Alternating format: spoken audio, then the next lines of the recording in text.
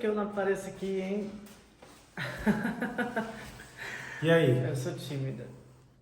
Uma Nesquik. Tem quanto tempo que a gente não toma Nesquik? Gente do céu, uma latinha. A gente vai fazer uma conversa aqui descontraída para falar para vocês como foi que nós conseguimos, durante um ano, pagar apenas 100 euros de renda numa casa aqui no Algarve. Esse vídeo não dava para eu fazer sozinho, porque quem fez o processo todo foi a Bárbara. Então, eu posso falar das conquistas, mas não posso falar do caminho, né? Então, ela vai relatar para vocês como que foi esse passo a passo e no meio do caminho eu vou falando algumas coisas em que eu tive participação ou não. Beleza? Então, olha, curte, compartilha e deixa seu comentário aí, caso você goste do material desse vídeo, ok? Exatamente. Espero que agregue alguma coisa aí na sua vida, nos seus planejamentos. Vou falar um pouco mais alto. Vou colocar um lápis na boca. Pois é, nós quando chegamos aqui, eu fui atrás, né, de informações e quando chegamos em Silves não foi uma situação muito como queríamos, né? Eu acho como ninguém quer. A gente literalmente caiu assim de paraquedas aqui, porque o verão, o início do verão, ali um mês antes mais ou menos, é quando a maioria dos senhorios pede para os inquilinos saírem da casa para você desocupar, porque ele vai colocar para férias e é onde eles ganham mais dinheiro, né? O Algarve tem muito disso. Principalmente o Algarve, porque aqui, como é uma região de muitas férias, muito turismo, então a maioria das casas e dos prédios tem apartamentos que ficam entre temporada, que você aluga, se eu não me engano, é de setembro a maio, né? Setembro a maio. E aí, como você... depois termina o verão. Como você está precisando, você vai lá e se sujeita a isso. Acaba se acomodando e no alto do verão eles pedem para você sair, mas aí já não há casa para você arrendar. É muito loucura mesmo, é bem difícil para você conseguir um arrendamento anual próximo desses meses aí de maio. Exato, assim. Mas isso eu acho que é conversa para um outro vídeo, né? Uma experiência que nós passamos e que muitos passam aqui. Quando nós chegamos aqui em Silves, a situação, como eu já tinha falado, não foi fácil. E eu fui solicitar ajuda e saber o que eu podia fazer e me inteirar e conhecer o lugar. O primeiro lugar que a pessoa tem que ir quando chega é no Klein. No Klein é onde você vai solicitar informações, ajuda, auxílio. Lá tem as pessoas responsáveis para poder te passar isso, te ajudar, te auxiliar no que você tem necessidade. E na minha situação eu fui aqui no Klein, conheci uma pessoa muito gente boa, não tenho o que reclamar, assim, sou muito grata. E foi aonde ela me falou do Porta 65. E por sorte, como eu não sabia, ela me informou isso antes, mas assim, quase na cara do gol, né? Ali no... Foi julho?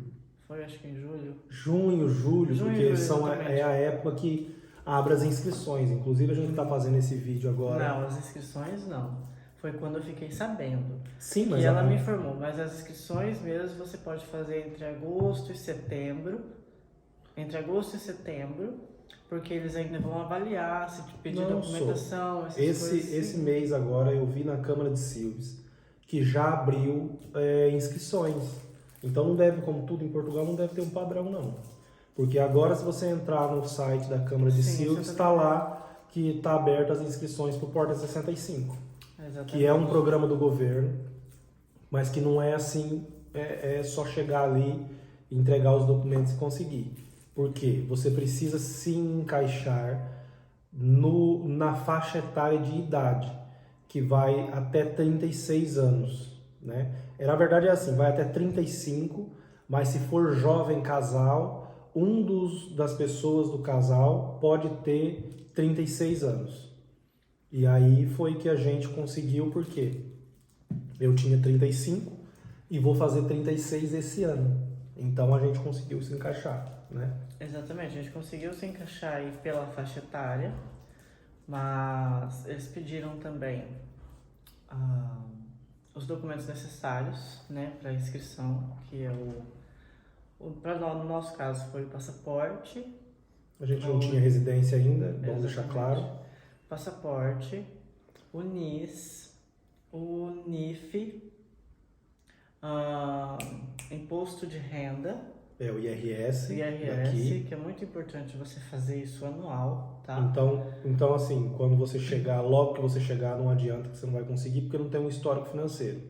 Então, pelo menos 1 ano de declaração você precisa ter para poder ter esse documento para entregar lá. Mas tudo é muito relativo, porque a gente foi esses documentos. Talvez você chegue aí numa outra câmara e eles possam dizer que aceita ou não.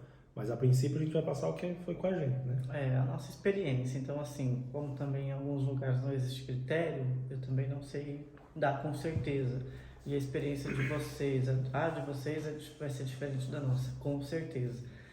E, além desses documentos, pediram recibos de vencimento, né, do trabalho, os olerite, para nós é o olerite, contrato de trabalho. No caso, na época, eu não estava... Você não estava trabalhando? Não estava trabalhando. Não, você trabalhava, mas não tinha contrato. Exatamente. Ele não tinha feito seu contrato, então não estava emitindo recibos. Exatamente, não estava emitindo recibo. Então eu fui na Segurança Social e lá solicitei um papel que eles dão da sua situação atual, que na minha era desempregada. E aí a pessoa assina e te entrega esse papel e você apresenta. Você também precisa morar numa casa de acordo com a quantidade de agregados de pessoas da família. Como nós temos 3 crianças, somos 5, coincidiu de estarmos assim, foi, acho que Deus, né? De estarmos num T3 e que como... se encaixava no padrão para a nossa família. Exatamente. Era o que eles pediam para nossa família. Exato. Um T3. E aí, posso falar outra parte? Pode. E aí, assim, outra coisa muito importante, e que aí vai muito de você desde o início. Olha, eu sei que é difícil você conseguir, primeiro é difícil você conseguir um arrendamento. Numa casa que vá ter essas condições, ainda é mais difícil. A gente está passando para vocês que a gente conseguiu, mas assim, não tem, como diz aí um youtuber muito famoso aí, o do Vida Enfim, do Eliezer, não tem almoço grátis. Não tem almoço grátis. Então você precisa ter critérios. Um deles é que o apartamento, a casa, esteja registrado com o aluguel nas finanças. Exatamente. Isso é imprescindível. Disso eles não vão abrir mão. Não. Por quê? Porque eles pedem essa documentação. Inclusive, o senhorio aqui na nossa casa foi assim uma pessoa espetacular, porque ele se prontificou. Nossas questões para alugar esse apartamento foi assim muito particulares, assim muito peculiares. Ele deixou para receber a renda e o calção depois. A gente entrou aqui sem pagar nada. Então assim, a gente já tinha pedido muito para ele.